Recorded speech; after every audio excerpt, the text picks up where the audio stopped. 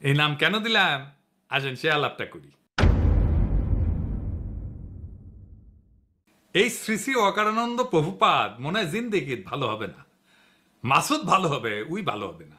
প্রভুপাদ কেন করছি কারণ উই যা কাজ করিচ্ছে তাতে এটা ছাড়া আর কোনো কিছু কওয়া উচিত হবে না। অকারানন্দ প্রভুপাদ বাংলাদেশে ইন্ডিয়ার মূল চালিকা শক্তি হয়ে উঠছে, তার উপরে ভর করিছে ইন্ডিয়া। সে এখন ইন্ডিয়ার মূল প্লেয়ার বাংলাদেশে, তার উপরে ভর করিয়া ইন্ডিয়া কিছু করবে পারবে কিনা সেটা অন্য আলাপ, আমি আসিচ্ছি সে আলাপে। তার আগে দেখে নি কেন আমি তারে প্রভুপাত কইছি। অকারানন্দ গেছে রাশিয়ায়, তারপরে ক্রোয়েশিয়ায়। জানুয়ারিতে রাশিয়ান রাষ্ট্রদূত দেখা করেছিল, তাই গেছে রাশিয়ায়। রাশিয়া কেন আমরা হিন্দুস্তান টাইমসের শিরোনাম দেখি, লিখেছে হিন্দুস্তান টাইমস, অভ্যুত্থানের জল্পনার মধ্যে ভারতের বন্ধু দেশে বাংলাদেশি সেনাপ্রধান করলেন কাজ। এই কথার মধ্যে সবকিছু কয়া দিছে। তাহলে কি কাজ করতে গেছে ওইটি?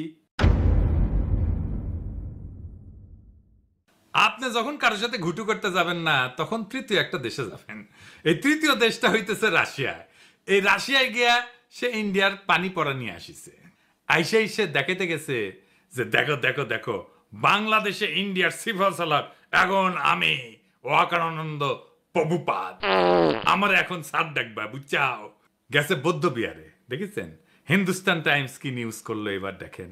বাংলাদেশ ভাগের কথা উঠতেই এবার মৌলবাদীদের কড়া বার্তা সেনাপ্রধানের। ওয়াকার বললেন, দেখেছাও। এরপরে এরপরে গেল পয়লা বৈশাখ করতে ঢাকেশ্বরী মন্দিরে। আর পাশে কে? এডিটর সাহেব দেখান, এই কিরে সন্তোষ শর্মা। হ্যাঁ, সন্তোষ শর্মা বাংলাদেশের রয়ের 1 নাম্বার লোক। বাংলাদেশে আলেমদের ইন্টারোগেশনের টাইমে হাজির থাকতো এই সন্তোষ শর্মা। শোনেন হারুন ইজাহারের কণ্ঠে। একটা নাম আমি বলতে চাই, আপনাদের সকলকে চিহ্নিত করে দিতে চাই। সে হচ্ছে এই একটা পত্রিকা ইদানিং খুব দেখা যায়, কালবেলা পত্রিকার সম্পাদক সন্তোষ শর্মা।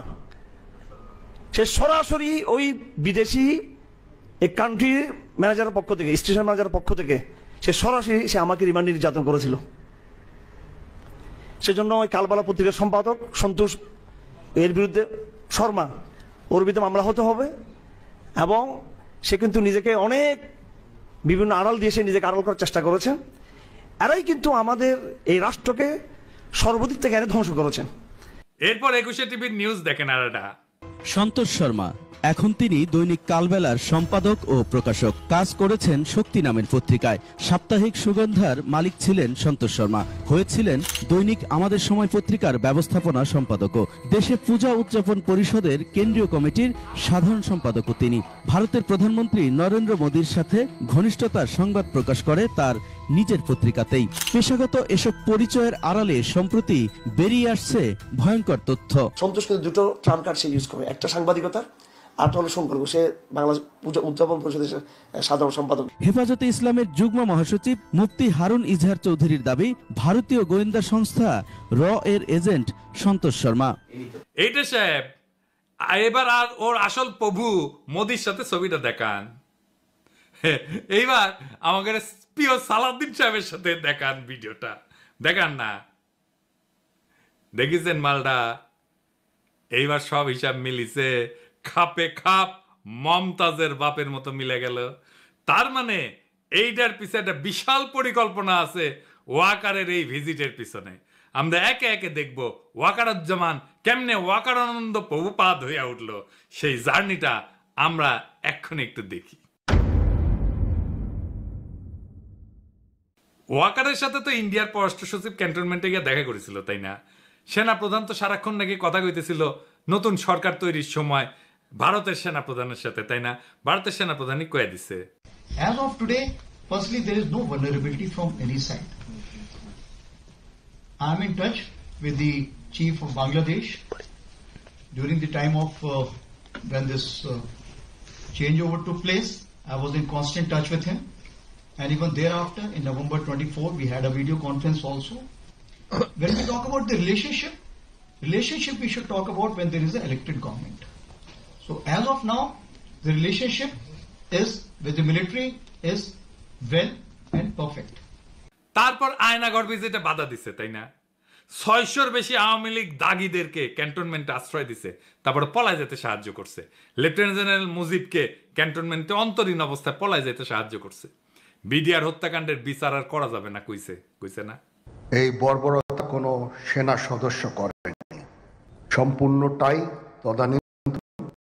নিজস্ব দ্বারা সংঘটিত। Full stop.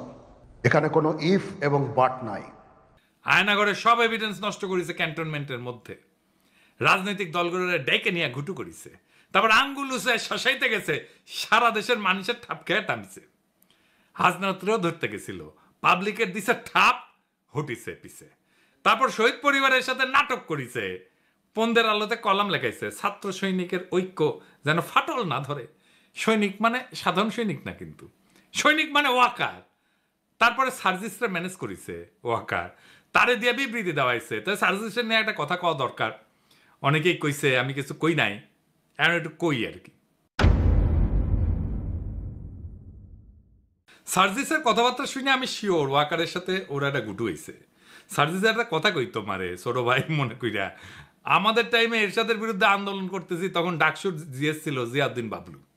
দারুণ বক্তৃতা দিত, বাসদ ছাত্রলীগ করছিল, খুব স্মার্ট পোলা ছিল, তোমার মতোই বক্তৃতা দিত, সুন্দর করে কথা কইতো আর কি। এরশাদের সাথে হাত মিলাইল, মন্ত্রী হইল এরশাদের, মারা গেছে বেচারা, কিন্তু তার পলিটিক্যাল ক্যারিয়ার শেষ। ক্ষমতার সাথে কম্প্রোমাইজ করলে রাজনীতি থাকে না। রাজনীতি হইতেছে ক্ষমতার সাথে টক্কর দেওয়া। বাংলাদেশে খালেদা জিয়ার যে ইমেজ, এটা হয়েছে তার প্রিন্সিপালড পজিশনের জন্য। হাসিনার যে খাইস্টা ইমেজ, তা কম্প্রোমাইজের জন্য। জিয়াউদ্দিন বাবলু তো আমারও নেতা ছিল, আমি তো তখন মফস্বলের ছোট নেতা। আর জিয়াউদ্দিন বাবলুকে কেউ চিনে? ওই সময়ের কত নেতা আছে না, কত নেতা ছিল, তো আমার যেটুকু পরিচিত হয়েছে সেটুকু পরিচিত তো তাদের নাই। অথচ আমি তো তখন মফস্বলের কর্মী ছিলাম, তাই না? রাজনীতি একটা অনেক লম্বা পথ। এইখানে এই বয়সে কম্প্রোমাইজ করে ফেললে হয়তো এমপি হবা 2-1 বার, তারও বেশি হইতে পারো, মন্ত্রীও হয়তো হবা, তারপর জিয়াউদ্দিন বাবলু হয়ে যাবে। হাসনাত মন্ত্রী এমপি হইতে পারবে কিনা জানি না, কিন্তু বাংলাদেশের নেতা হবে, আগামীর বাংলাদেশের নেতা হবে, যদি তার ইমেজটা এইভাবে ধরে রাখতে পারে। মার্চ ফর গাজায় হাসনাত যে মিছিল করিচ্ছেন না, ওর পাশের জায়গাটা তো তোমার হইতে পারতো সার্জিস, হয় নাই? ওই জায়গাটা রাজনীতির। আর ওয়াকার আনন্দ বহুপাদের সাথে যে কোনো কথাবার্তার নেগোসিয়েশন সব প্রাসাদ ষড়যন্ত্র, ওইখানে রাজনীতি থাকে না। যাই হোক, এই যে ওয়াকার এইসব করিচ্ছে, কেন করিচ্ছে, কিভাবে শুরু হইল এটা? Stop using ChatGPT like everyone else and do this instead. To the men over 50 who don't know how to use AI, tomorrow morning we're starting. কেন করিচ্ছে, কিভাবে শুরু হইল এটা? বিক্রম মিশ্র এসে তার সাথে মিটিং করলো। আসছিল বিক্রম মিশ্র বাংলাদেশে, তারপরে হাওয়া, ওর খোঁজ পাওয়া যাচ্ছে না কয়েক ঘন্টা। তারপরে দেখা গেল ওয়াকারের সাথে মিটিং করেছে, এবং এই মিটিং কোনো শিডিউলে করা মিটিং না, কোনো আগে থেকে ঠিক করা মিটিং না, হুট করে মিটিংটা কইরা চলে গেল। তারপরে খালেদা জিয়ার সাথে দেখা করলো ওয়াকার। এটাই হইতেছে মূল খেলা ঘুরানোর ইভেন্ট। এইখানেই ওয়াকার, বিএনপি আর ইন্ডিয়া তিনজন এক লাইনে আসে। ওয়াকার হইয়া ওঠে বাংলাদেশে ইন্ডিয়ার পিভট। মানে সাইকেলের চাকা দেখেছেন না তো, সাইকেলের চাকা স্পোক গুলা যে লেগে থাকে যে মাঝখানে, ওই যে ইয়ের কাছে, ওই গোল ইয়ের কাছে, ওটাই হইতেছে পিভট, বুঝছাও? তো বিএনপি তো এইটা পিভট হয়ে উঠছে ওয়াকার। বিএনপি 72-এর সংবিধান, মুক্তিযুদ্ধের চেতনার, অসাম্প্রদায়িকতার, আওয়ামী লীগ ন্যারেটিভ গুলো বলতে শুরু করছে না তারপর থেকে। তারপরে ওয়াকারের পৌরুষ জায়গা ওঠে, সে হারকুলিস হইতেছে, রাওয়া ক্লাবে আঙ্গুল উঁচায় দাবরানি দেওয়ার চেষ্টা করে। ওই দাবরানি আমি একা দাঁড়ায় চ্যালেঞ্জ করেছিলাম। আমি বলেছিলাম, ওই আঙ্গুল আমরা চিনি, নামায় কথা বলো ওয়াকার। তারপরে তো হাসনাতের ঘটনা ঘটলো। আমরা যখন পাল্টা দাবরানি দিলাম, তখন তারেক রহমান ওয়াকারের পিছে দাঁড়াইলো, বলল সেনাবাহিনীকে বিতর্কিত করার চেষ্টা হচ্ছে। ওয়াকার কি সেনাবাহিনী নাকি একজন ব্যক্তি? তারেক রহমানের ওয়াকারকে কেন সেভ করতে নামতে হইল? ওয়াকার তো নিজেই বিতর্কিত কাজ করতেছে, একটা দুইটা না, অসংখ্য। বিক্রম মিশ্র হাওয়া হয়ে গেল কয়েক ঘন্টার জন্য, তারপরে জানা গেল ওয়াকারের সাথে মিটিং। একটা রেসপন্সিবল রাজনৈতিক দল হিসেবে তো তারেক রহমানের ওয়াকারকে প্রশ্ন করা উচিত ছিল, বিক্রম মিশ্রের সাথে কি আলাপ, কি কথা তাহার শোনে। এই মিটিং তো শিডিউলের বাইরে ছিল। শয়তানির পর শয়তানি করে যাবে, কিছু কওয়া যাবে না, বললেই সেটা সেনাবাহিনীর বিতর্কিত করার চেষ্টা হবে। বাহ, খুব মজা। আমি যার আমি করবো, আমাকে কেউ কিছু কইতে পারবে না। কি চমৎকার ইন্ডেমনিটি! যাই হোক, ওয়াকারকে দিয়া ইন্ডিয়া কি অ্যাচিভ করাইতে চায়? প্রথম, হাসিনার বিচার যেন বন্ধ করতে পারে।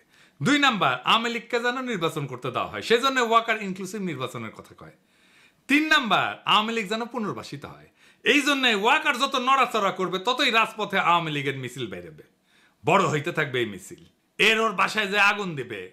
আর ফাইনালি আওয়ামী লীগকে যদি ফেরানো নাই যায়, তাইলে আওয়ামী লীগ ইন্ডিয়ার হইয়া যে রোলটা প্লে করেছিল সেটা যেন বিএনপি করে, আবার যেন ইন্ডিয়ান রাজত্ব কায়েম হয় বাংলাদেশে। তো ওয়াকার করে দিয়া কি আবার রাজত্ব কায়েম করতে পারবে ইন্ডিয়া?